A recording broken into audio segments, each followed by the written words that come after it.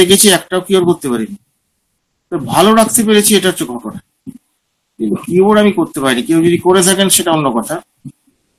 আর এগুলো সাধারণত বয়স্কদের রোগ, তো একটু জানা দরকার, নাহলে মুশকিলে পড়বেন কিন্তু পেশেন্ট দেখতে গিয়ে।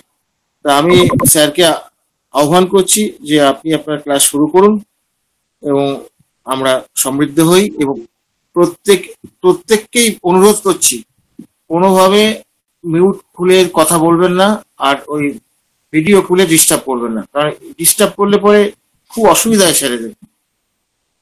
তা আমি তাই স্যারকে অনুরোধ করছি, স্যার আপনি আপনার ক্লাস শুরু করুন। আপনার পরিচয় তো আলাদা করে দেওয়ার কিছু নেই, আমি দীর্ঘদিন আমাদের সঙ্গে আছেন, ফলে আপনাকে অনুরোধ করছি আপনি শুরু করুন স্যার। নমস্কার, শুভ সন্ধ্যা আজকের এই হোমিও দর্পণের ক্লাসে। তো নিউরোলজি জিনিসটা তো খুবই কঠিন, অন্তত আমাদের ক্ষেত্রে। এই জন্যই ক্ষেত্রে যে নিউরোলজির যে প্যাথোলজি, রেডিওলজি বা প্র্যাকটিস অফ মেডিসিনে যে সকল কথাগুলো বলা আছে, প্র্যাকটিক্যালি সত্যি কথা বলতে কি স্টুডেন্ট অবস্থায় সবাই এড়িয়ে যায়। তারপর আমাদের মতো বুড়ো বয়সে যখন দরকার পড়ে তখন ওই নেড়ে ঘেটে আবার দেখতে হয়। এখন তো অনেক সুবিধা হয়েছে, আমরা ইন্টারনেট খুললে বা ইউটিউব সার্চ করলে বা গুগল সার্চ করলে এটা সম্বন্ধে সংক্ষেপে হোক বিস্তৃত হোক নানান জায়গায় নানান তথ্য এবং যে সকল নতুন নতুন রিসার্চ গুলো উঠে এসেছে সেটা সম্বন্ধে আমরা কিন্তু অনেকখানি জানতে পারি। এটা এই প্রজন্মের ক্ষেত্রে আমি বলবো যে প্রচন্ড সৌভাগ্য। দুর্ভাগ্যের কাল আমরা কাটিয়ে এসেছি। আর যেখানে হোমিও দর্পণের মতো এরকম একটা প্রতিষ্ঠান আছে, আমাদের স্যারেরা আমরা চেষ্টা করি যে তাদের সাধ্যমতো শুধু থিওরিটিক্যাল ব্যাপার নয়, প্র্যাকটিক্যাল জায়গাগুলো নিয়ে আমরা কিন্তু প্রচন্ড পরিমাণে আলোচনা করার চেষ্টা করি। তাতে হয়তো মতানৈক্য থাকে, হয়তো ভুল ভ্রান্তি থাকে, কিন্তু এই গবেষণার ব্যাপারটাকে কিন্তু আমরা কখনোই অস্বীকার কিন্তু আমরা করতে পারি না। আরেকটা যেটা, বিভিন্ন ক্লাস শুরু হবার অনেকদিন থেকেই তো হোমিও দর্পণের সাথে যুক্ত আছি। সব থেকে শেষে এই এই নিউরোলজির ডিপার্টমেন্টটাতে যখন এলাম, এরকম ইচ্ছা ছিল না যে এটা নেব না, আবার এটা এই ধরনের ক্লাসগুলো নেবো, এটার যে একটা খুব ইচ্ছা ছিল সেটা আমি কখনোই বলবো না। কিন্তু আমাদের অমরনাথ চক্রবর্তী স্যারের রিকোয়েস্ট বা সাগরদার প্রচন্ড পরিমাণে অনুরোধে আমি বললাম, ঠিক আছে আর কয়েকটা ক্লাস নিয়ে নেওয়া যায়। তো এই ক্লাসগুলোকে ঠিক সেই মানে কি বলবো, মেডিকেল কলেজের ক্লাসগুলো আমি বলবো না, কারণ সেই দক্ষতা সেই জায়গা সত্যি আমার ভিতরে নেই।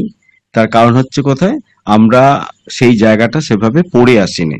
যেটা জানি না, অকপটে স্বীকার করার দক্ষতা, ক্ষমতা এবং কি বলবো যোগ্যতা, তিনটেই আমার ভিতরে আছে বলে আমি মনে করি।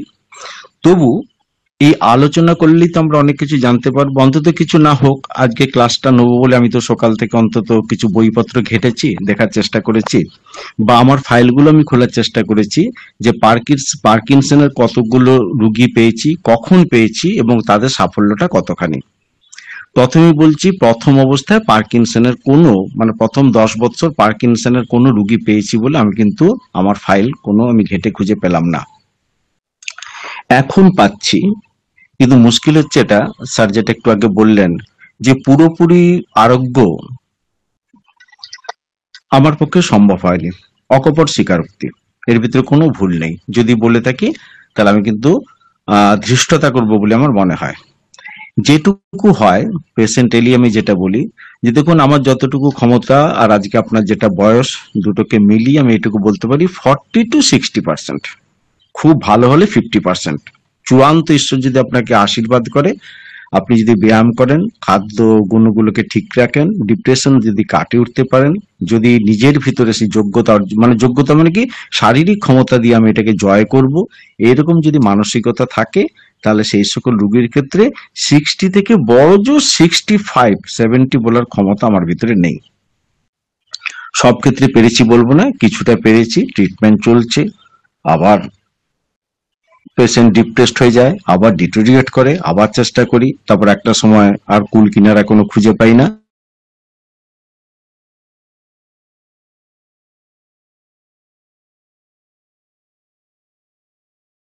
যন্ত্রণাটা কষ্টটাকে তো আমরা অস্বীকার করতে পারছি না রোগীর। আপনি মনে করুন না, একটা 65 থেকে 70 বছর বয়স মানুষের, যেখানে তার জীবনে একটা শেষ প্রান্তে গিয়ে পৌঁছেছে, অন্যান্য অনেক রোগ সেখানে বাসা বেঁধেছে, সেখানে পার্কিনসন ডিজিজের মতো যদি একটা দুরারোগ্য ব্যাধি তাকে আক্রান্ত করে, তাহলে সেই রুগীটার অবস্থা কি হয়। এটা হলো একটা ভূমিকা। এবার চলে আসুন, আমরা যদি ছোট ছোট ভাবে এই জিনিসটাকে নিয়ে একটুখানি আলোচনা করি, তাহলে সব থেকে প্রথমে যে জিনিসটা আমি বলবো, এটা হচ্ছে একটা জেনারেলি ডিজেনারেশন। মোটামুটি ভাবে বলা যায়, যেহেতু আমাদের আজকে গড় আয়ু বেড়েছে বিভিন্ন ওষুধের দাক্ষিণ্যে, তো সেই হিসেবে দেখা যায় যে পার্কিনসন রোগের প্রভাবটা কিন্তু আপনি কখনো এড়িয়ে যেতে পারেন না। 40-45 খুব কম রোগীর ক্ষেত্রে এটা হয়, তবে বেশিরভাগে দেখা যায় 65-70-এর কাছাকাছি ক্ষেত্রে এই ধরনের রোগীরা আমরা লক্ষ্য করে থাকি। তা সে স্থূলকায়ক রোগী হোক অথবা ইমাসিয়েটেড বা কৃষকাই হোক, উভয় ক্ষেত্রে কিন্তু এই রোগটা কিন্তু হতে পারে। এর কিন্তু কোনো প্রকার প্যাথোলজিক্যাল ফাইন্ডিংস বা প্যাথোলজির উপরে ডিপেন্ড করে আপনি বলবেন যে এটা এই রোগ হয়েছে, বা আপনি ডিফারেন্সিয়াল ডায়াগনোসিস বলতে গিয়ে আর আনুষঙ্গিক কয়েকটা নার্ভের রোগের সাথে আপনি এটাকে মিলিয়ে তুলনামূলকভাবে আলোচনা করবেন, এটা কিন্তু তথাকথিতভাবে সেরকম হয় না। যেটুকু আমরা দেখতে পাই সেটা কিন্তু সম্পূর্ণ হচ্ছে ক্লিনিক্যাল এক্সপিরিয়েন্সের উপরে বা ক্লিনিক্যাল সিমটমস গুলোকে আপনি যখন গ্যাদার করবেন, তখনই কিন্তু আপনি নিশ্চিতভাবে বলতে পারবেন যে এটা একটা পার্কিনসনের কেস বা একটা patient is suffering from Parkinson disease. সম্পূর্ণ নার্ভের একটা রোগ। এর অন্যতম কারণ হচ্ছে, যতটুকু জানা গেছে বা আমরা যেটাকে জানতে পেরেছি, সেটা হচ্ছে ডোপামিন। মস্তিষ্কের থেকে যে এক ধরনের রাসায়নিক রস নিঃসৃত হয়, সেটা হচ্ছে ডোপামিন। সেইটার সিক্রেশনের যদি কোনো প্রকার ডিসব্যালেন্স আইদার কমে গেছে অথবা সেটা পর্যাপ্ত পরিমাণে সিক্রেশন হচ্ছে, যে নিউরো ট্রান্সমিটার আমরা এটাকে বলি, সেটা যখন একটা নিউরন থেকে আরেকটা নিউরনে যখন তার সংবেদনশীল ব্যাপারটাকে যখন ঠিকভাবে পৌঁছে দিতে পারছে না, ইনকোঅর্ডিনেশন দেখা দিচ্ছে, এইরকম জায়গা কিন্তু এই ধরনের এই পার্কিনসন ডিজিজের কিন্তু আবির্ভাব হচ্ছে।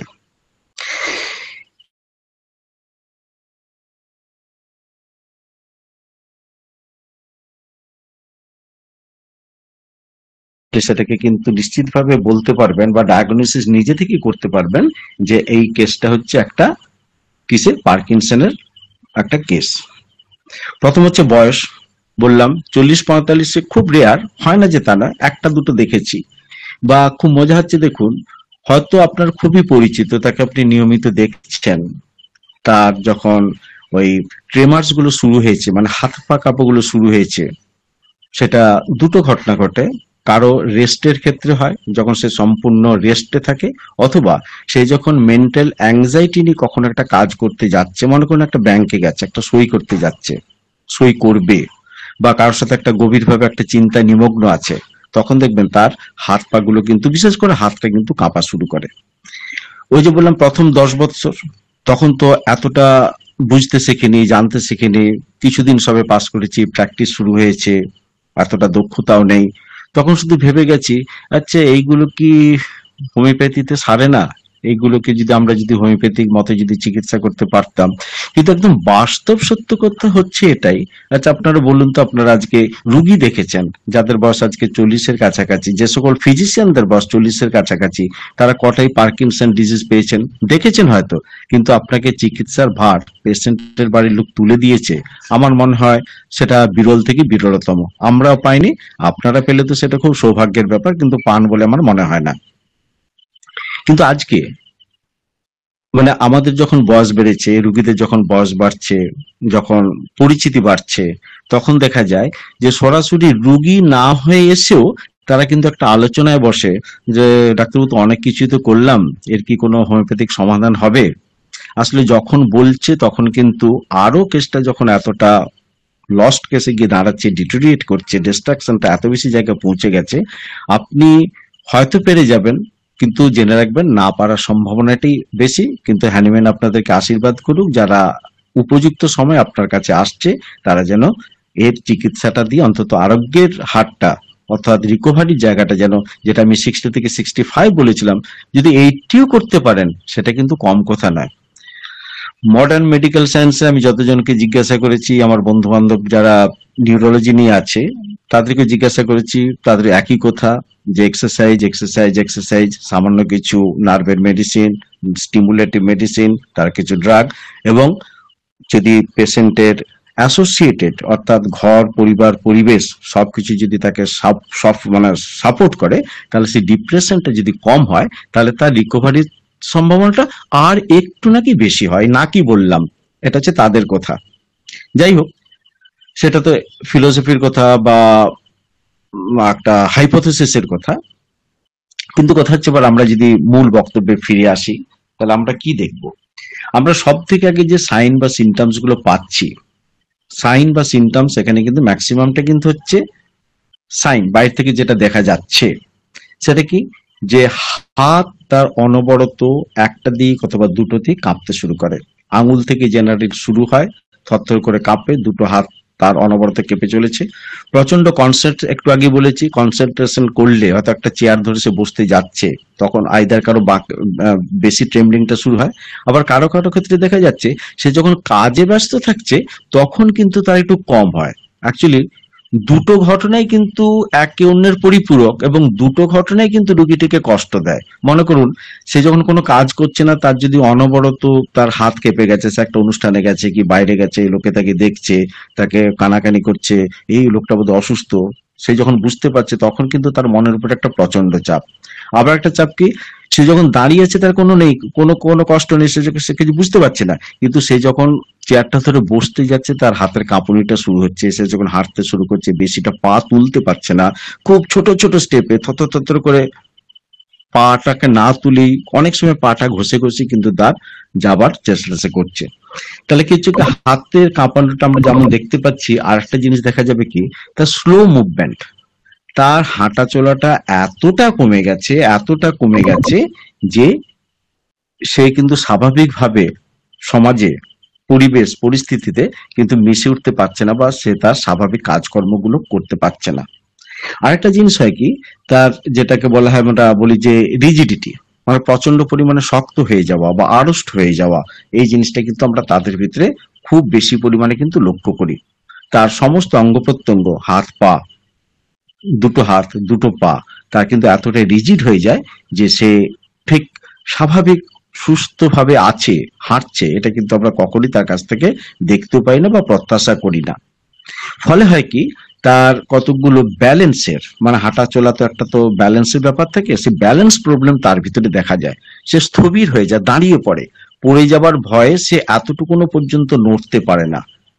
সেই সঙ্গে সঙ্গে হয় কি, তার কথাবার্তাগুলো পর্যন্ত ডাল, অর্থাৎ একটু যেটাকে আমরা বলি কি বলবো, স্পিচ, যেটা আমরা স্বাভাবিক কথা বলি, তার ভিতরে কিন্তু প্রচন্ড পরিমাণে জড়তা শুরু হয়ে যায়। ঠিক কি বলবো, অনেকটা, এটা তো ওয়ান কাইন্ড অফ প্যারালাইসিস এজিটেন্স, আমাদের হোমিওপ্যাথিক বইয়ে বিভিন্ন রেপার্টরিতে বলেছে। পার্কিনসন শব্দটা সেই অর্থে খুব কম লেখা আছে, কিছু কিছু বই, এখনকার বই লেখা হচ্ছে। তো সেটাই যদি একটা প্যারালাইসিস এজিটেন্ট, অর্থাৎ প্যারালাইসিস হলে যে সকল সমস্যাগুলো আমরা দেখি, আমরা কিন্তু রোগীর মধ্যে সেটা পাবো। আর একটা খুব গুরুত্বপূর্ণ জিনিস যেটা হয়, যেটা ফেসিয়াল ইমপ্রেশন, আমরা একটা শিশুর দিকে তাকিয়ে বা পরিচিতির দিকে তাকিয়ে বা ভালোবাসার মানুষের দিকে তাকিয়ে যেটা হাসি, কি বলবো, চোখের ইশারা করি, বা হাসির মাধ্যমে আমাদের যে ফেসিয়াল যে সকল মাসল আছে সেগুলো যেরকম আমরা অ্যাক্টিভেট করতে পারি, এই ধরনের রোগীরা যারা পার্কিনসনে ভুগছে তারা কিন্তু কখনো এই ফেসিয়াল ইমপ্রেশনটাকে ঠিকভাবে কিন্তু আর ব্যক্ত করতে পারে না। হয়তো কথা বলতে যাচ্ছে, যদি সে, এটা বেলস পালসি না, আমি বেলস পালসির কথা বলছি না, কিন্তু বেলস পালসিতে যেরকম কথা বলতে গেলে ঠোঁটের একটা দিক বেঁকে যায়, মুখের একটা দিক বেঁকে যায়, এরও ক্ষেত্রে কিন্তু বেঁকে কতটা যায় জানি না, কিন্তু তার যে ইমপ্রেশন, ফেসিয়াল যে একটা এক্সপ্রেশন, একটা ইম্পালস যেটা তৈরি হয়েছে, সেটা কিন্তু সে কোনোভাবেই কিন্তু ব্যক্ত করতে পারে না। তার ফলে হয় কি, পেশেন্টটি একদম ডিপ্রেশনে চলে যায়। সেভাবে যে উফ, এতদিন তো আমি ভালো ছিলাম, আজকে আমার কি এমন হলো যে আজকে আমি এই কথাগুলো বলতে পারছি না, তোমাদের সাথে মিশতে পারছি না, তোমরা আমাকে বুঝতে চাইছো না, এরকম একটা হতাশাজনক জায়গা দাঁড়ায়।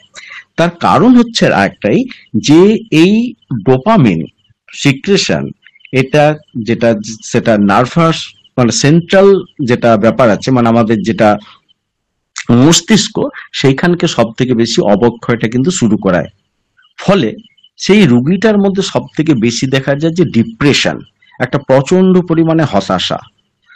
সেই হতাশার কিন্তু কুল কিনারা নেই, কেন হচ্ছে সেটাও নেই, সে কিন্তু বলতে পারছে না। কিন্তু আমাদের চিকিৎসককে বুঝে নিতে হবে এই যে সোশিওলজি ব্যাপারটা যে তার ভিতর থেকে একটু একটু করে চলে যাচ্ছে, সে তার সোশিয়াল যে সকল অ্যাক্টিভিটিস গুলো যেগুলো ছিল সেগুলোকে সে যেহেতু আর পেরে উঠছে না, সেই জন্য কিন্তু তার ডিপ্রেশনটা চলে আসে। আর এই ডিপ্রেশনটা আসার সাথে সাথে দুটো জিনিস ঘটে, আইদার সে প্রচন্ড পরিমাণে অ্যাংজাইটিতে ভোটে, অথবা অ্যাংজাইটিটা এমন একটা জায়গায় তাকে নিয়ে চলে যায় যে সে ডিপ্রেসড হতে বাধ্য হয়। মানে ডিপ্রেশনটা একটা সম্পূর্ণ উদ্ভট একটা পরিস্থিতিতে তৈরি করে, যে জিনিসটা থেকে বাঁচার তার কোনো উপায় থাকে না। আর একটা জিনিস ঘটে, সেটা হচ্ছে ডিজিনেস। ডিজিনেস, এই ডিজিনেস জিনিসটা কিন্তু আমরা সুন্দরভাবে এবং প্রচুর পরিমাণে এই ধরনের পার্কিনসন ডিজিজের যে সকল পেশেন্ট আছে তার ভিতরে পাবো। আমরা যদি আরেকটুখানি যদি নিচের দিকে নামি, মানে আমি এতক্ষণ মস্তিষ্কের কথা বললাম, অঙ্গ প্রত্যঙ্গের কথা বললাম, এবার আমি যদি একটু লাংসের কথা বলি, তাহলে দেখা যাবে যে আপার এয়ারওয়ে যেটা, লাংসের আপার পার্ট যেটা, সেখানে কিন্তু এক ধরনের অবস্ট্রাকশন শুরু হয়। এই নিউরোলজিক্যাল প্রবলেম গুলো দেখার সাথে সাথে তার যে শ্বাসকষ্ট ঠিক নয়, তারটা একটা ডিসনি, অর্থাৎ এক ধরনের, আমি ভুল বললাম, শ্বাসকষ্ট বলবো না, এই শ্বাসকষ্টটা ঠিক ব্যাপার দেখুন, অ্যাজমাটিক ট্রাভেলসটা তার হয় না, কিন্তু তার ভিতরে কিন্তু একটা ডিসনিয়া, শ্বাস নিতে কষ্ট বা ছাড়তে কষ্ট, এরকম একটা পরিস্থিতি আমরা তার ভিতরে লক্ষ্য করি। সেই সাথে সাথে আমরা কি দেখবো তার ভিতরে, আমরা খুব ভালোভাবে লক্ষ্য করলে দেখা যায়, যেটা সবাই দেখতে পাই, এইসবের কারণটা কি, যে হাঁটতে পারছে না, এই যে আমরা একটু আগে যেটা আমি বললাম যে রিজিডিটি, সম্পূর্ণ আড়ষ্ট হয়ে যাওয়া, শক্ত হয়ে যাওয়া, তার সাথে কিন্তু আরেকটা জিনিস হয়, সিভিয়ার মাসকুলার হাইপারট্রপি বলুন বা অ্যাট্রপি বলুন অথবা উইকনেস, আপনি যেভাবেই ব্যক্ত করুন না কেন, তার মাসেল গুলো আইদার ফুলে ওঠে অথবা প্রচন্ড পরিমাণে সরু হয়ে যায়। কিন্তু যেটা সব থেকে বড় ব্যাপার, সেটা হচ্ছে উইকনেস তার ভিতরে কিন্তু প্রবলভাবে বাসা বাঁধে, কিছু কিছু ক্ষেত্রে কিন্তু একই, অর্থাৎ আমরা সেই সকল অঙ্গ প্রত্যঙ্গে তার ভিতরে কিন্তু আমরা একটা ব্যথা আমরা লক্ষ্য করতে পারি বা পেশেন্ট বলে।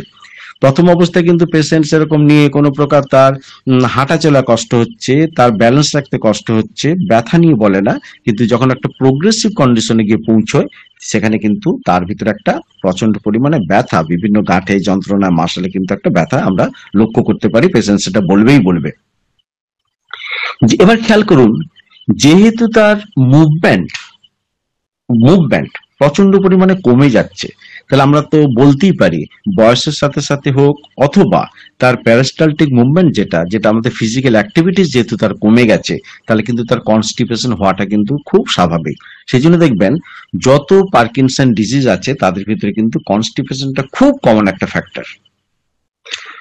আরেকটা জিনিস বলতে ভুলে গেলাম, মনে করুন ফেসের কথা, ফেস যেটা আমরা বলছিলাম যে ফেসিয়াল যেটা এক্সপ্রেশন যেটা সে পারছে না, সেখানে কিন্তু একটা জিনিস দেখা যায়, সেটা হচ্ছে ব্লেফারোস্পাজম, চোখের একটা সমস্যা, চোখের পাতার একটা সমস্যা, ঘন ঘন ঘন ঘন চোখের পাতা পড়তে থাকে, থরথর করে কাঁপতে থাকে। এই জিনিসটা আমরা কিন্তু তার ভিতরে লক্ষ্য করি, যেটাকে আমরা অনেক সময় ব্লেফারোস্পাজম বলে থাকি। এবার হয় কি, এই যে তার অ্যাংজাইটি, এই যে তার একটা না পারার যন্ত্রণা, একটা কিছু করতে গিয়ে পারছে না, মানুষের সাথে চলতে পারছে না, যারা তার অ্যাটেন্ডেন্স আছে, বাড়ির লোকেরা যখন তাকে একটু একটু করে উদাসীনতার দিকে নিয়ে চলে যাচ্ছে, এই তুমি তো এরকম, তুমি বোঝার চেষ্টা করছো না, এই তোমাকে ওষুধ খেতে হবে, ডাক্তার তো দেখিয়েছি। আসলে আমরা কিছুদিন একটা রুগীর সাথে, বাড়ির লোকের সাথে ভালো ব্যবহার করি, তারপরে যখন সেটা চলনসই অবস্থায় চলে যায়, তখন আমরা কিন্তু সত্যি কথা বলতে বলতে আমার আপত্তি নেই, আমাদের উচিত নয়, আমরা কিন্তু কিন্তু এই জায়গাটা মানবিক থেকে একটু একটু হলেও কিন্তু একটা অমানবিক জায়গা কিন্তু আমরা পৌঁছে, যেহেতু আমরা নিষ্ঠুরতা করি না, কিন্তু তার প্রতি যদি একটা উদাসীনতা দেখাই, সেটা কিন্তু এক ধরনের, আমি মনে করি, অমানবিকতা, যেটা বাড়ির লোকেরা অনেক সময় করে। আর আমরা আমাদের বাড়ির লোকের ক্ষেত্রে হয়তো করেছি। আর প্রফেশনের জন্য হয়তো আমরা রুগীদের সাথে সে ব্যাপারটা করি না, কারণ তার সাথে আমার একটা রোগ, রুগী এবং অর্থের সম্পর্ক। হ্যাঁ, আমাকে একটা তাকে কি বল কাউন্সিলিং করতে হবে। আর আমি তো রুগীটা কিনে ঘাটাঘাটি করছি না, সেই জন্য আমি যতটা সততা দেখাই বাড়ির লোকেরা কিন্তু সেই সততাটা দেখাতে পারে না, যার ফলে কতগুলো আবার সমস্যা তার ভিতরে দেখা দেয়। সেই সমস্যার ভিতরে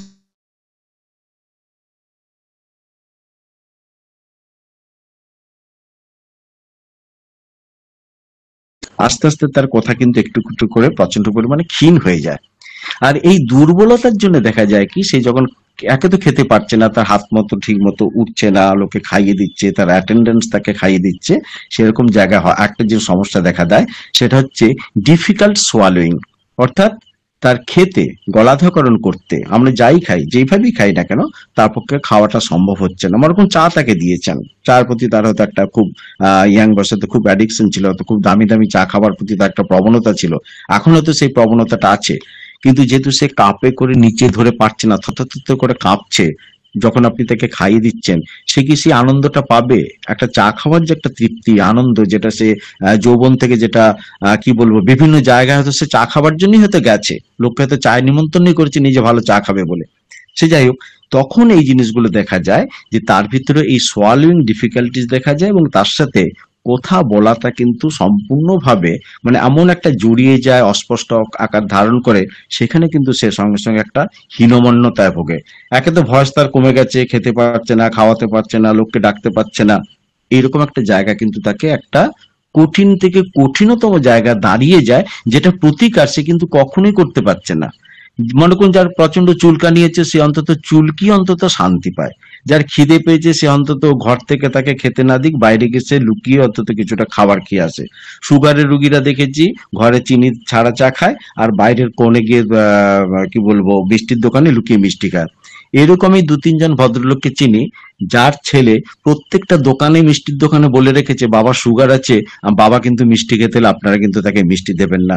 কিন্তু কে কার কথা শুনে কটা দোকানকে সে নিষেধ করবে, এমন ভাবে বলে যে সুগারের মানে সেই মিষ্টির দোকানরা তাকে কিন্তু কি বলবো নিরুপায় হয়ে মিষ্টি দিতে বাধ্য হয়।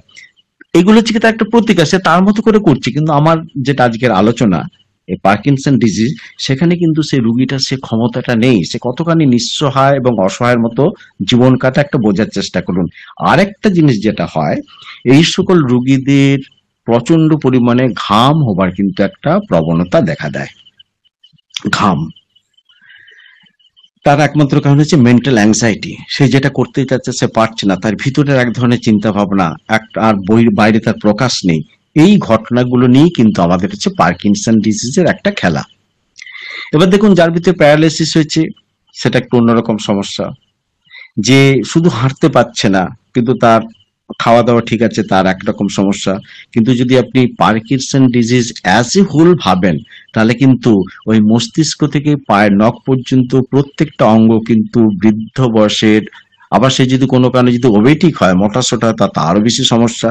তাহলে এই যে কতগুলো জায়গা আজকে আমরা নিয়ে আলোচনা করলাম, এটি হচ্ছে পার্কিনসন ডিজিজের ক্লিনিক্যাল ফিচার বা বাইরে থেকে দেখে যেটা বুঝবো, বা তার আর্থসামাজিক পরিস্থিতিতে একটা রুগীর কি অবস্থা হয় সেটা নিয়ে বললাম।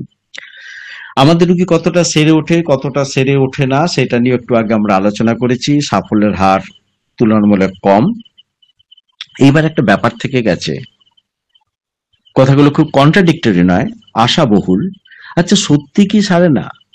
যদি ঠিক সেইভাবে একটা দুর্ধর্ষ একটা ওষুধ দিয়ে, তার সুনির্বাচিত ওষুধ যদি দেয়া যায় ঠিকভাবে অন্তত এলএমপোটেন্সিতে, তাহলে কি রুগীকে সারাতে পারা যাবে না? পুরোটা কিন্তু হাইপোথেসিস, পুরোটা কিন্তু পারা যায় না। আপনারা যদি পারেন আমাকে বলবেন, আমি আপনাদেরকে দিকে সহযোগিতা করব আরো কিভাবে সেটা সারানো যায়। একটা রুগীর কথা মনে হচ্ছে তাকে ফসফরাস 0/6 পর্যন্ত দেয়া গিয়েছিল, তারপর বাড়ির লোকেরা আর ঠিক সাপোর্ট করলো না, মানে 1 থেকে শুরু করেছি 6 পর্যন্ত, তাহলে 1 থেকে যখন 6 পর্যন্ত গেছি তাহলে নিশ্চয়ই কিছুটা বেটার ছিল। এবার দেখুন স্বাভাবিক কারণে তো পেশেন্ট তো ডিটোরিয়েট করে, তো একটা সাফল্য মনে করুন ওখানে আমার আটকে গেল। আমার চেম্বারের পাশে একজন আছে, আমি যখন সে চিকিৎসা ছেড়ে দিয়েছে, আমি যেন তাকে বললাম যে দেখুন আমার তো আর কিছু করা যাচ্ছে না, আমার পক্ষে আর সম্ভব হবে না। চেম্বার থেকে যখন বেরিয়ে আসি প্রায় দিন দেখি সে তার রকে বসে আছে আর হাঁ করে আমার দিকে তাকিয়ে থাকে, যেন মনে হয় যে ডাক্তারবাবু আরেকটু কি চেষ্টা করলে হতো না।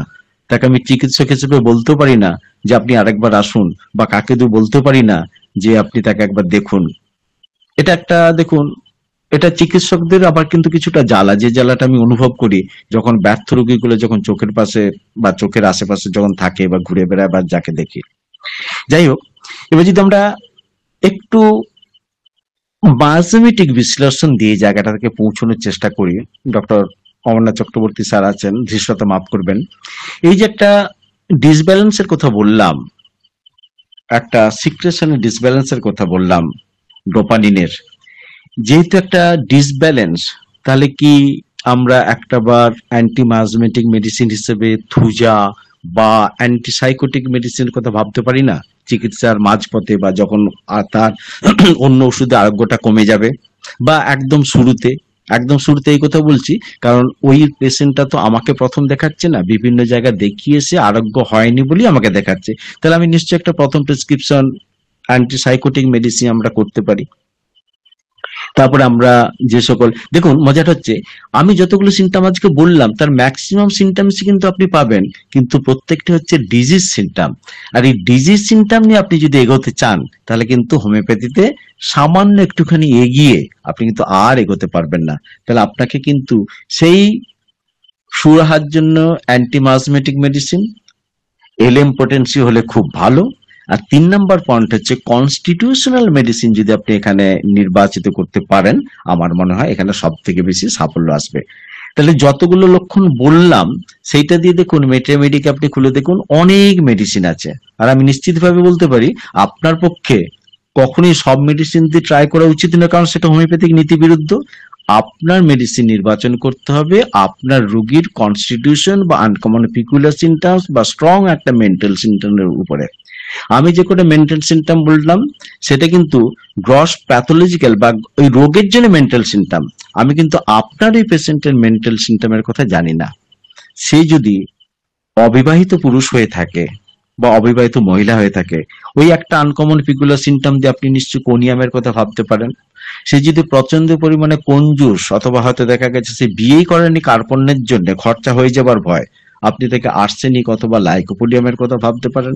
এত কিছুর পরেও যদি পেশেন্ট এসে আপনাকে বলে আমার প্রথম যে এজিটেন্ট যেটা দেখা দিয়েছিল সেটা প্রথমে বাঁ দিকে, দেখুন এখন ডান দিকে, অথবা ডান দিক থেকে আস্তে আস্তে বাঁ দিকে গেছে, তাহলে আপনি ল্যাকেসিস বা লাইকোপোডিয়ামের কথা ভাবতেই পারেন।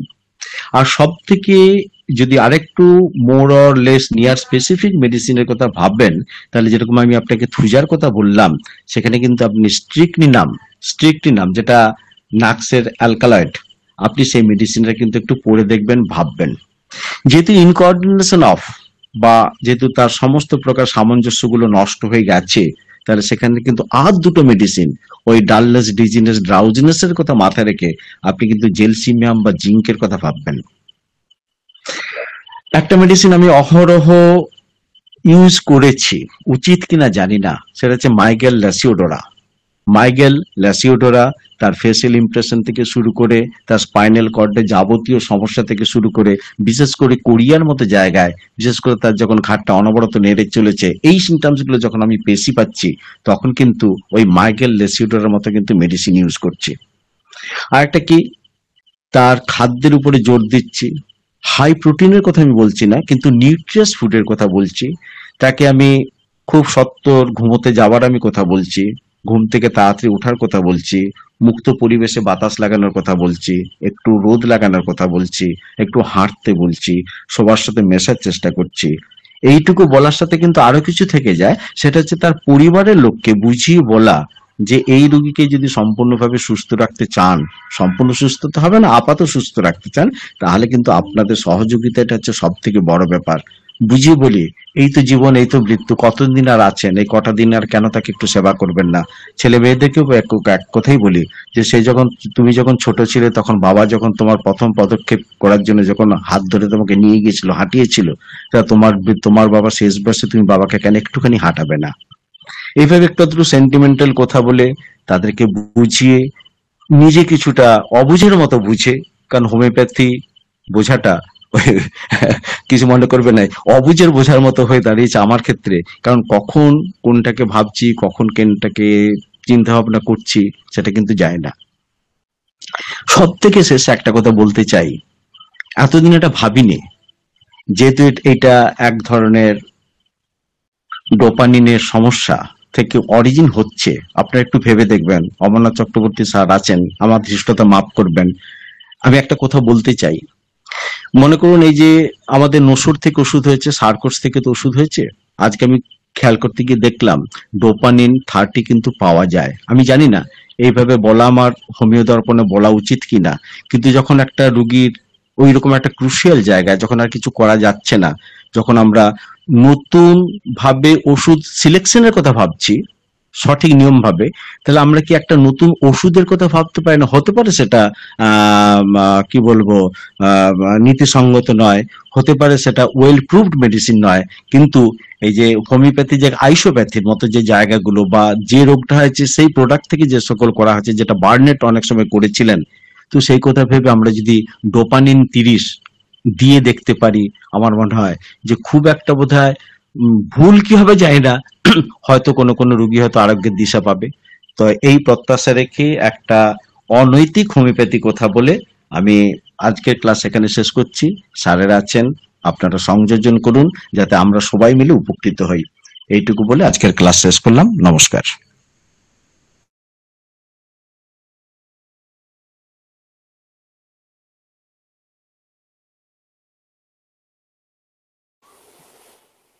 হ্যাঁ, আজকে একটা বিশেষ সাবজেক্টের উপর একটা সুন্দর উপহার পেলাম,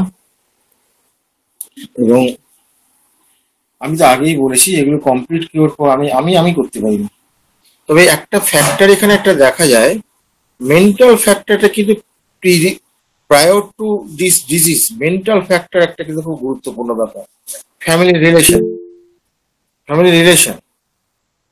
তো এই যে ফ্যামিলি রিলেশন, মেন্টাল ফ্যাক্টর, এই জায়গাগুলো কিন্তু খুব খুব প্রয়োজনীয় জায়গা। এবং আরেকটা কথা কি হয়, এই পেশেন্টগুলো যত প্রোগ্রেস করে সংসারে, তাকে সাহায্য করার লোক কিন্তু ক্রমশ কমে যায়, বিরক্তিকর একটা ব্যাপার থাকে।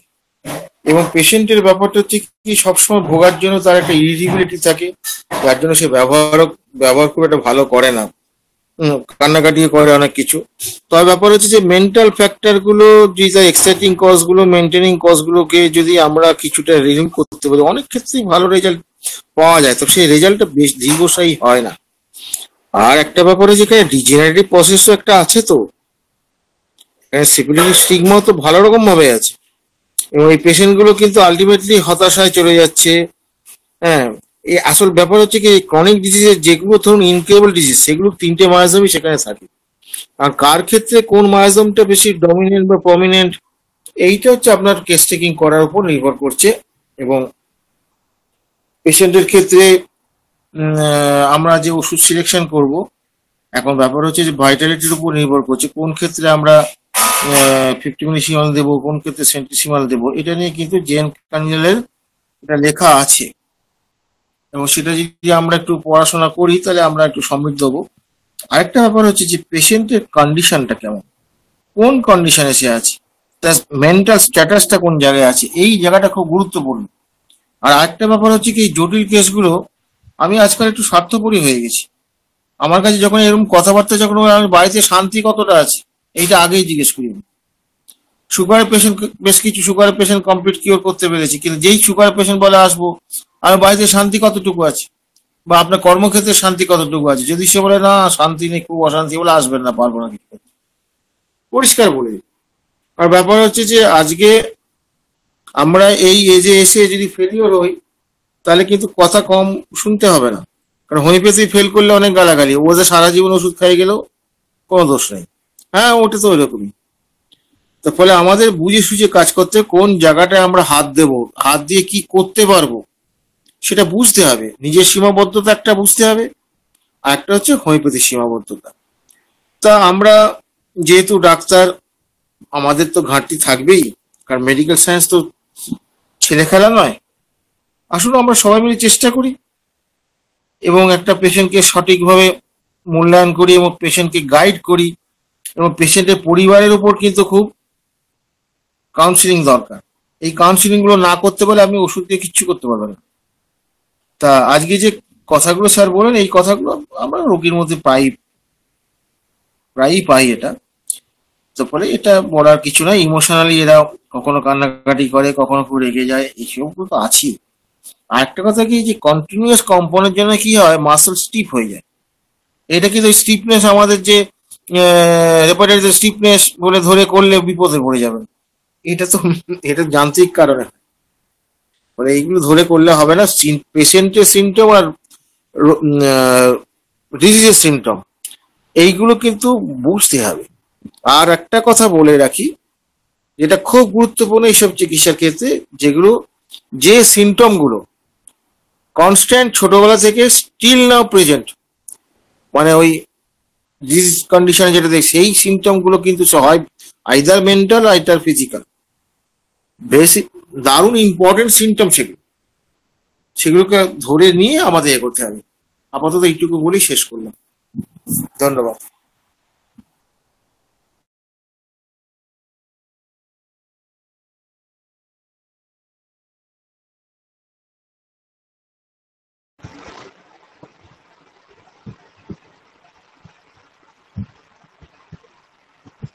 আচ্ছা স্যার, আমাদের মাঝে পার্থপ্রদীপ চৌধুরী স্যার আছেন।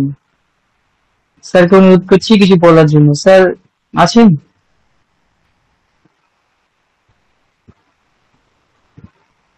নেই স্যার। আচ্ছা, যদি কারো কোনো প্রশ্ন থাকে আজকের আলোচনার উপর, আপনারা করতে পারেন। যতটুকু আলোচনা হয়েছে স্যারের কাছে রাখতে পারেন। তবে স্যার, আমার একটা ব্যক্তিগত প্রশ্ন আছে স্যার। আহ, এই যে পার্কিনসন ডিজিজ আর কোরিয়া, এইটার মধ্যে পার্থক্য কি করে করবো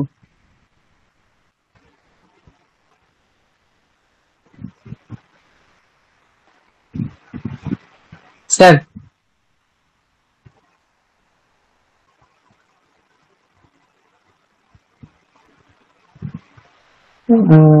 নীলকমল বাবু স্যার? স্যার কোনো কারণে ও আচ্ছা।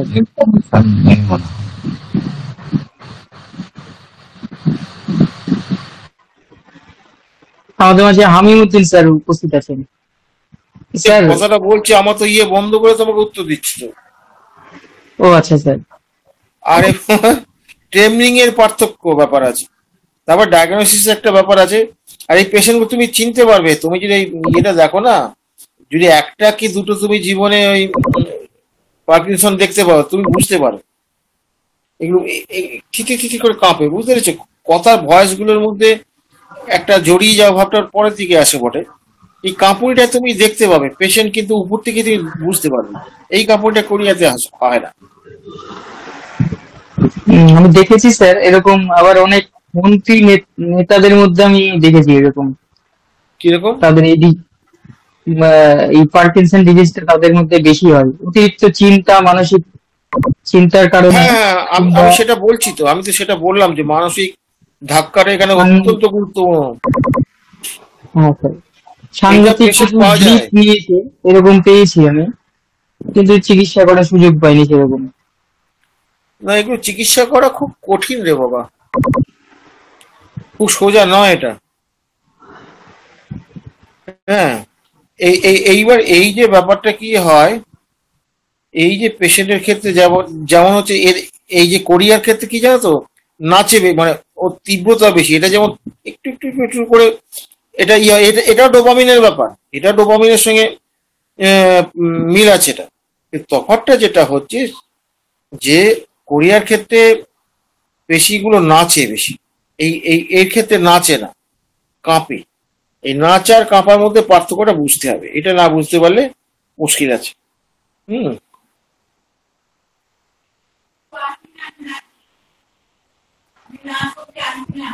আচ্ছা স্যার, তবে স্যার আরেকটা জায়গা একটু ক্লিয়ার করে দেন। ওই অনেক সময় মায়োজমেটিক ব্যাপারটা বললেন স্যার, আহ, যে এটা তো হরমোনাল ফাংশনটা ঠিকঠাক হচ্ছে না ডোপামিনের জন্য। তো ডোপামিনটা যদি যদি এটা কম হয়, তাহলে আহ, এর ফাংশনাল যদি চেঞ্জ হচ্ছে, এটা এটা তাহলে সোরা সিফিলিসের ব্যাপারটা থাকছে না স্যার? সেটা তো থাকছেই, কিন্তু ঘটনাটা হচ্ছে এখানে তিনটে মায়াজামি পাবে।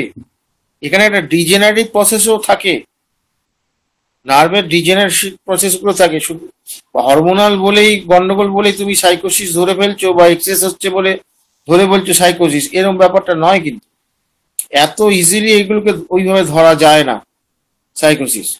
তোমাকে সিমটোমাটোলজি দেখতে হবে, তার ব্যাকগ্রাউন্ড দেখতে হবে। বেশিরভাগ ক্ষেত্রে দেখবে বিধবা, তার সন্তান হারিয়েছে, চাকরি চাকরি চাকরি করতো, চাকরি থেকে বসে গিয়েছে। অনেকের ক্ষেত্রে এরকমও পাওয়া যায়, মানে হেড ইঞ্জুরিও পাওয়া যায় কিছু কিছু ক্ষেত্রে। হেড ইঞ্জুরি হিস্ট্রি আমি পেয়েছি। আমি ওই জন্যই কথাটা বলছি যে এইগুলো কিন্তু খুব কঠিন, এগুলো খুব কাউন্সিলিং করতে হবে। আর বাড়ির লোক জানো তো, আলটিমেটলি পেশেন্টটাকে, শোনো, 2-4 দিনের রুগী সবাই সেবা করবে, এবার 2-4 বছর রুগী হলে পরে তাকে সব সেবা করবে না, তাকে বিরক্ত হবে। এই বিরক্তগুলো এরা খুব বোঝে। বোঝার জন্য কি হয়, খুব অ্যাংজাইটিতে ভোগে, অসহায় বোধ করে, সেখান থেকে হতাশা আসে। বুঝতে পেরেছো? এর সাইকোলজিক্যাল জায়গাটা ইয়ে করা খুব মুশকিল। যদি না করতে পারে তাহলে মহা মুশকিল সাইকোলজিক্যাল জায়গাটা। এটা তো আমাদের কি অত সহানুভূতি সত্যি আছে কারোর প্রতি? সেটাই স্যার, ভাববার বিষয়। এটা ভাববার বিষয়। আমরা দোষ তো দিলে হবে না, আমরা কতটা মানুষ সেটাও তো বুঝতে হবে। আচ্ছা স্যার, আমাদের মাঝে হামিমুদ্দিন স্যার আছেন, আমি স্যারকে ডেকে নিচ্ছি। আমি তো স্যার, স্যার আছে। হ্যাঁ হ্যাঁ, স্যারকে ডেকে নিচ্ছি। স্যার যদি কিছু বলেন আজকে আলোচনার উপর। আসসালামু আলাইকুম। ধন্যবাদ। শুনতেছিলাম বিশেষ করে ডক্টর বর্মন স্যার যে আলোচনা করলেন, অনেকগুলো বিষয় চলে আসছে। অমরনাথ স্যার কিছু যুক্ত করলেন। এখানে একটা বিষয় হচ্ছে, আপনার একটা প্রশ্ন করছিলেন আপনি, কোরিয়া কোরিয়া কি কেন হয়, এটা নিয়ে তো স্যার বলছেনই। তবে তার আগে আমি পার্কিনসন্স ডিজিজের উপরে বর্মন স্যার যে আলোচনা করলেন, বিষয়গুলো অনেক কিছুই স্যার বলছেন, অনেক পয়েন্টে চলে আসছে। শেষে অমরনাথ স্যার একটা কথা বললেন যে ইনজুরি। হ্যাঁ, পার্কিনসন্স ডিজিজের যে কজেশন বা রিস্ক ফ্যাক্টর গুলোর মধ্যে হেড ইনজুরি, যেখানে কনকাশন বা ট্রমাটিক ব্রেন ইনজুরি, এগুলো কিন্তু ইম্পর্টেন্ট একটা ফ্যাক্টর। আবার দেখা যাচ্ছে আপনার ইনকেফালাইটিস ইনকেফালাইটিস ব্রেনের যে এনসেফালাসে যদি ইনফেকশন হয়, সেন্ট্রাল নার্ভাস সিস্টেমে যদি কোনো ধরনের ইনফেকশন হয়, সেক্ষেত্রেও কিন্তু এই পার্কিনসন্স ডিজিজ ডেভেলপ করতে পারে। তবে পার্কিনসন্স ডিজিজের মধ্যে সবচেয়ে বেশি ইম্পর্টেন্ট বিষয় যেটা আমাদের বর্মন স্যার বললেন, ডোপামাইন এর, মানে আপনার লস অফ ডোপামাইন। যেই নিউরন গুলো মেইনলি হচ্ছে ডোপামাইনকে প্রডিউস করে, এই নিউরন গুলো যদি ঠিকভাবে কাজ না করে, আর এখানে মিড ব্রেইন, আমাদের মিড ব্রেইনে ওই নিউরন গুলো মেইনলি থাকে, এটা একটা ব্যাপার। তো ডোপামাইন ছাড়াও আরো অনেকগুলো কারণ, জেনেটিক ফ্যাক্টর একটা আছে, যেটি আমাদের স্যার বললেন, জেনেটিক ফ্যাক্টর খুবই ইম্পর্টেন্ট। অনেকগুলো জেনেটিক ফ্যাক্টর আছে। মাইটোকন্ড্রিয়া যে ব্রেন সেলগুলোর যে মাইটোকন্ড্রিয়াল ডিসফাংশন, মানে ওভারঅল নিউরনের ডিসফাংশন যদি হয় আর কি। এছাড়া এনভায়রনমেন্টাল টক্সিন, এমন এনভায়রনমেন্টে ধরুন আপনারা আমরা থাকি যে এনভায়রনমেন্টে প্রচন্ড ধরনের টক্সিক এনভায়রনমেন্ট, এটা একটা ব্যাপার আছে। এখানে হেভি মেটাল, মানে মেটালিক সাবস্টেন্স থাকে এনভায়রনমেন্টে। এই যে আমাদের দিল্লি অথবা ঢাকার যে এনভায়রনমেন্ট, যেখানে প্রচন্ড রকম আপনার মেটালিক সাবস্টেন্স এনভায়রনমেন্টের মধ্যে থাকে, পেস্টিসাইড, হার্বিসাইড, এগুলো যে পরিমাণ ইউজ করা হচ্ছে, এতে এনভায়রনমেন্ট নষ্ট হচ্ছে। আর এই এনভায়রনমেন্টাল ফ্যাক্টরটাও কিন্তু একটা এনভায়রনমেন্টাল টক্সিন, আমাদের এই ব্রেইনের, বিশেষ করে পার্কিনসন্স ডিজিজের জন্য ইম্পর্টেন্ট ফ্যাক্টর। আমি এখানে পার্কিনসন্স ডিজিজের সাথে একটা গুরুত্বপূর্ণ ফ্যাক্টর চলে আসে, সেটা হচ্ছে উইলসনস ডিজিজ। তো এই উইলসনস ডিজিজ নিয়ে কিন্তু আপনার আমরা অনেকেই মনে করি যে this is Parkinson's disease, but Wilson's disease হলো পার্কিনসন্স ডিজিজ থেকে আরেকটু ডিফারেন্ট, তবে অনেকটা কাছাকাছি। পার্কিনসন্স ডিজিজের যে কারণগুলো বলছি আমরা, উইলসনস ডিজিজে দেখা যাচ্ছে ওই কারণগুলো কিছু আছে, মেন পার্থক্য হচ্ছে, মনে করেন পার্কিনসন্স ডিজিজটা প্রায় 55 বছরের পরে হয়, উইলসনস ডিজিজ হয় 35 বছরের আগে। পার্কিনসন্স ডিজিজের সবচেয়ে বেশি হচ্ছে ডোপামাইন ডিফিসিয়েন্সি বা নিউরোডিজেনারেটিভ যে ডিসঅর্ডার, কিন্তু উইলসনস ডিজিজে এটা সবচেয়ে বেশি থাকে হচ্ছে জেনেটিক। একটা গুরুত্বপূর্ণ ব্যাপার হচ্ছে আমাদের শরীরে কপার থাকে, সেই কপারের পরিমাণটা যখন অনেক বেশি বেড়ে যায়, বিশেষ করে লিভারে, নিউরোলজিক্যাল বা লিভারে বিশেষ করে যদি কপার ডিপোজিশনটা অনেক বেশি, অ্যাকুমুলেশনটা অনেক বেশি বেড়ে যায়, তখন এই উইলসন ডিজিজ দেখা দেয়। এবং উইলসন ডিজিজ আর পার্কিনসন্স ডিজিজের সিম্পটমস গুলো প্রায় কাছাকাছি। তো এখানে আপনার হচ্ছে একটা প্রশ্ন আসছে, যেটা যে কোরিয়া তো আসলে একটা সিম্পটমস, ট্রেমর বা ট্রেমলিং বা কোরিয়া দুইটা একটু ডিফারেন্ট আর কি। কোরিয়ার ব্যাপারে অলরেডি স্যার বলেছেন। কোরিয়া এটা কিন্তু পার্কিনসন্স ডিজিজে দেখা যায়, যেমন এটা পার্কিনসন্স ডিজিজের সিম্পটমস ওই রকম না আর কি, স্পেসিফিক সিম্পটমস না, হয়তো একদম লেট স্টেজে কোরিয়া ডেভেলপ করতে পারে। মানে যে তীব্র, মানে আপনার সিভিয়ার যে আপনার মানে কি বলবো এটাকে, ট্রেমলিং, সেটাকে আমরা কোরিয়া বলছি। যেটা হচ্ছে ইনভলান্টারি ইরেগুলার মুভমেন্ট, মানে মুভমেন্ট ডিসঅর্ডার। এটা হওয়ার পেছনে মেইন কারণ হচ্ছে যখন আমাদের ব্রেনের মধ্যে সম্ভবত আপনার হচ্ছে একটা বেজাল গ্যাংলিয়া থাকে, বেজাল গ্যাংলিয়া এটা মিড ব্রেনে থাকে, এটা ডিসফাংশন হয়, তখনই কোরিয়াটা ডেভেলপ করে। আর কোরিয়া অনেক কারণেই, মানে এই বেজাল গ্যাংলিয়াটা ডিস্ট্রয় হতে পারে, অনেকগুলো কারণ আছে। কোরিয়া মেইনলি হচ্ছে হান্টিংটনস ডিজিজ আছে, আপনারা হয়তো অনেকে জানেন হান্টিংটনস ডিজিজ, তারপর হচ্ছে উইলসনস ডিজিজের কথা যেটা বলেছি, এগুলোর মেইনলি পার্কিনসন্স ডিজিজে কোরিয়ার মানে কোরিয়া খুব কমই দেখা যায়। এরপরে আরো কিছু বিষয় থাকে, স্ট্রোকের ক্ষেত্রে কোরিয়া ডেভেলপ করতে পারে। স্ট্রোক হয়ে রোগীর যদি ওই যে বেজাল গ্যাংলিয়া বলছি, বেজাল গ্যাংলিয়া সেখানে ইনফেকশন হয়, ইনফেকশন নেক্রোসিস আর ইনফেকশনের মধ্যে ডিফারেন্স আছে, ওগুলো হয় তাহলে হতে পারে। তো অনেকগুলো কারণ আছে। এছাড়া দেখা যাচ্ছে ইনফেকশন থাকে, যেমন টিবির কারণে, টক্সোপ্লাজমোসিসের কারণে, এনকেফালাইটিসের কারণেও কিন্তু এগুলো হতে পারে। হাইপারথাইরয়েডিজমের কারণেও দেখা যেতে পারে। আরো অনেকগুলো কারণ আছে। যাই হোক, মানে মেইন বিষয় হচ্ছে আপনার আমরা ওই পার্কিনসন্স ডিজিজের সাথে উইলসনস ডিজিজের একটা পার্থক্য জরুরি। উইলসনস ডিজিজের একটা সিম্পটমস হচ্ছে কোরিয়া, উইলসনস ডিজিজ ছাড়াও আরো অনেকগুলো কারণে কোরিয়া ডেভেলপ করে। স্বাভাবিকভাবে ট্রিটমেন্ট গুলো খুবই ডিফিকাল্ট আসলে, যেহেতু এখানে একটা বলা যায় যে স্ট্রাকচারাল একটা ডিস্ট্রাকশন দেখা যায়, মানে ডিস্ট্রয় হয়ে যায়, যে সেখানে আপনার শুধু ফাংশনাল ডিস্টারবেন্স না, এখানে একদম মানে আপনার কি বলবো টোটাল যে বেজাল গ্যাংলিয়া যদি ডিস্ট্রয় হয়ে যায়, সেখানে আপনি কিভাবে এই পেশেন্টদেরকে ট্রিটমেন্ট করে আপনি নিয়ে আসবেন। সো এটা আসলে ডিফিকাল্ট, অনেকটা ইম্পসিবল।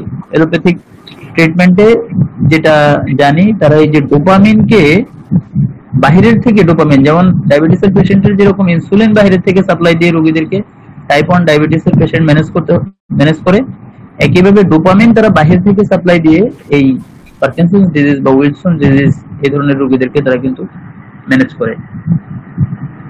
সো সে জায়গায় আমরা অবশ্যই কিছু পজিশন আছে যেগুলো নিয়ে কথা বলা হয়েছে, এক্সাইটিং ফ্যাক্টর আছে, এগুলো যদি আমরা অ্যাড্রেস করি, ঠিকভাবে পাই এবং ট্রিটমেন্ট করি, কিছু রেজাল্ট আসতে পারে। তবে আমাদের জন্য মানে খুব ভালোভাবে পেশেন্টকে অবজার্ভ করা উচিত। কিছু পেশেন্টের মধ্যে ভালো হবেই না, তারপরেও আমাদের হোমিওপ্যাথির যে স্কোপ আছে, এটা যদি আমরা ফুলফিল করতে পারি, মানে আমরা যদি এটা পেশেন্টদেরকে যদি সেই বেনিফিটটা দিতে চাই, তাহলে আমাদেরকে আরো অনেক বেশি স্টাডি করা দরকার আর কি। Thank you. আমি আসলে সরি অনেকগুলো কথা বললাম, আমার মনে হয় বেশি হয়ে গেছে, আমি সবার কাছে ক্ষমা চাচ্ছি। আসসালামু আলাইকুম। উইলসন ডিজিজের একটা কথা বলি, আমার বন্ধুর স্ত্রী, সেও ডাক্তার, তার ছেলেও ডাক্তার, এরা হচ্ছে মহেশ ভট্টাচার্যের ছেলে। এ কি তার মায়ের কিন্তু অপারেশন করতে 25 লাখ টাকা চেয়েছিল, লিভারের উপর কি অপারেশন করতে, কিছুই করতে হয়নি। এরাই পেশেন্টকে সার্ভাইভ করে, এখনো পর্যন্ত সে বেঁচে আছে এবং সুস্থ স্বাভাবিক হয়ে, এখন তার সুগার ডেভেলপ করেছে এই পর্যন্তই। হ্যাঁ, কিন্তু নর্মাল, মোটামুটি নর্মাল লাইফ চলছে। আর একটা ব্যাপার হচ্ছে কি, যে এই যে সাপ্রেশন গুলো যেগুলো হয় আমাদের, আমরা তো সাপ্রেশন বুঝি না। এখন পেশেন্টের কোন দিক থেকে ওষুধ করতে হবে এইটা তো ফুল কেস রেকর্ডিং এর উপর নির্ভর করছে, এবং সেই ক্ষেত্রে এইখানে খুব মেন্টাল ফেনোমেনা গুলো খুব জরুরি, এবং সেই মেন্টাল ফেনোমেনা গুলো এবং তার লাইফস্টাইলের মধ্যে কোথায় কি গন্ডগোল গুলো হয়ে আছে, কোন জায়গাগুলো সে লুকাচ্ছে আমাদের কাছে, এই জায়গাগুলো না বলতে পারলে মহা মুশকিল ব্যাপার আছে। বিজ্ঞান আর আর্টের মধ্যে একটা কিন্তু খুব গন্ডগোল আছে, জানেন তো। বিজ্ঞান, আর্টের দ্বারা বিজ্ঞান নিয়ন্ত্রিত, কিন্তু বিজ্ঞানের দ্বারা আর্ট নিয়ন্ত্রিত নয়। হোমিওপ্যাথি যে একটা আর্ট, হোমিওপ্যাথি একটা আর্ট কেন, হোয়াই ইট ইজ আর্টিস্টিক? আমি খুব সোজা উদাহরণ দিয়ে একটা বলি। যেমন ধরো, আমি একটা ইনফেকশনের উদাহরণ দিয়ে বলছি। ইনফেকশন সেটা শুধুমাত্র ওই যে ব্যাকটেরিয়াল ইনফেকশন বা ভাইরাল ইনফেকশন এটা বলছি না। আমাদের তো অ্যানিমেল তো সোনার ক্ষেত্রে তো ইনফেকশন কথাটা উনি প্রথম ইউজ করেছে, বা মায়াজমেটিক ইনফেকশনের কথা বলছি। ইনফেকশনের মূল ব্যাপারটা কত, ইনফেকশনের পর তার একটা ইনকিউবেশন পিরিয়ড থাকবে, তারপর তার একটা প্রোড্রোমাল পিরিয়ড থাকবে, তারপরে তার ডিজিজটা ফর্ম করবে। এই যে ফর্ম করছে যেটা, এখন ব্যাপার হচ্ছে যে অ্যাকুট মধ্যে হয়ে যাবে, অনেক কেস কিন্তু সারবে না। তাহলে এই যে একটা জায়গা আমরা ইনকিউবেশন পিরিয়ডে তাকিয়ে যদি দেখি, ইনকিউবেশন পিরিয়ডে কিন্তু কি সেখানে কিন্তু ফিক্সড কোনো ডেট নেই। ধরুন 7 থেকে 17 দিন এর মধ্যে তার অ্যাটাক হবে, এরপরে পরবর্তী স্টেজে যাবে। এই যে দেখবেন ব্যাকটেরিয়াল ইনফেকশন, এই সব জায়গায় এরকম ব্যাপার আছে। এটাকে আপনি বলতে পারেন যে তার প্রতিরোধ ক্ষমতার জন্য, ওটা তো মেটেরিয়ালিস্টিক ভিউ।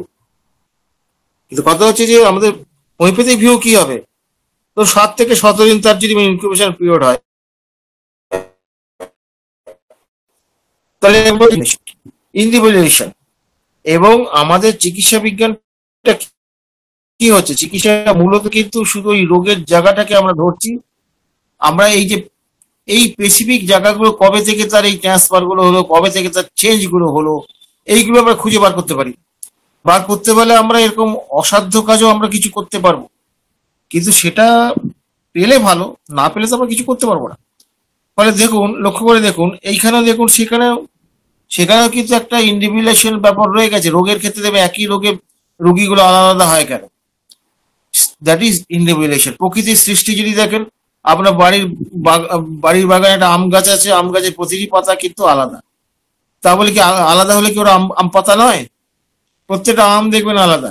এইটা হচ্ছে সৃষ্টির রহস্য, এইটা সৃষ্টির মধ্যে এই যে আর্টটা, স্টিরিওটাইপ কখনো হবে না। এই যে জায়গাটা, এই জায়গাটা আমাদের বুঝতে হবে। এটা বুঝতে পারলে পরে আমরা কিন্তু কেস রেকর্ডিং করে পেশেন্টের যে ইয়েটা, মানে তার যে জার্নি অফ দ্য পেশেন্ট, এইটাকে আমরা যদি ধরতে পারি, তার সঙ্গে ডিজিজের জার্নি, ডিজিজের স্পেস, ডিজিজের ইন্টেন্সিটি, ডিজিজের হচ্ছে সাকসেশন অফ অর্ডার, এইগুলো যদি ম্যাচিং করে নিয়ে তারপর সিমটম ম্যাচিং করতে হবে।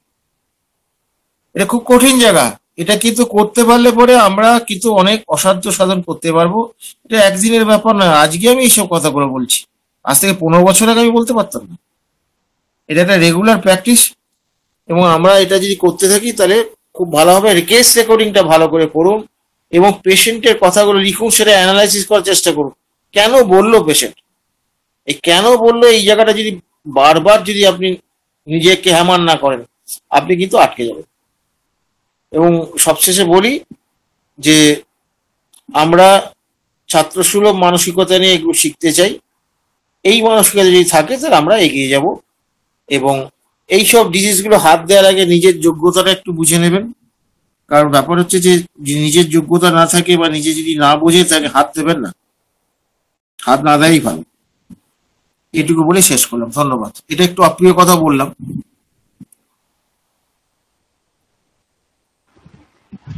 আচ্ছা, স্যারদেরকে অসংখ্য ধন্যবাদ। আর আর কারো কোনো প্রশ্ন আছে আজকের আলোচনার উপর? যদি প্রশ্ন না থেকে থাকে তাহলে আমরা আলোচনা এখানে শেষ করব।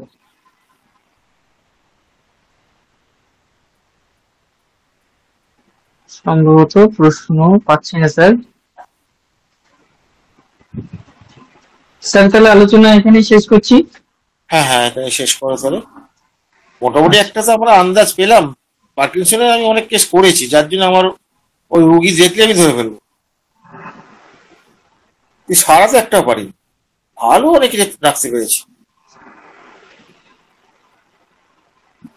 ঠিক আছে, তাহলে আজকে আমরা আলোচনা এখানে শেষ করছি। সকলে ভালো হ্যাঁ, থাকবেন, সুস্থ থাকবেন। শুভরাত্রি সকলকে। সবাইকে শুভরাত্রি জানিয়ে আমিও বিদায় নিচ্ছি। এবার আমি তো বিদায় নিতে পারছি না রে বাবা, খুঁজে পাচ্ছি না, লালটা আসছে না।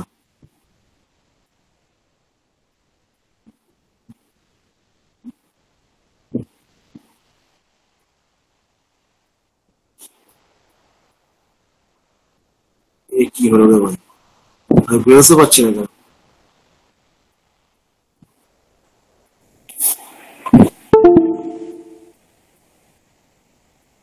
এতক্ষণে পেয়েছি।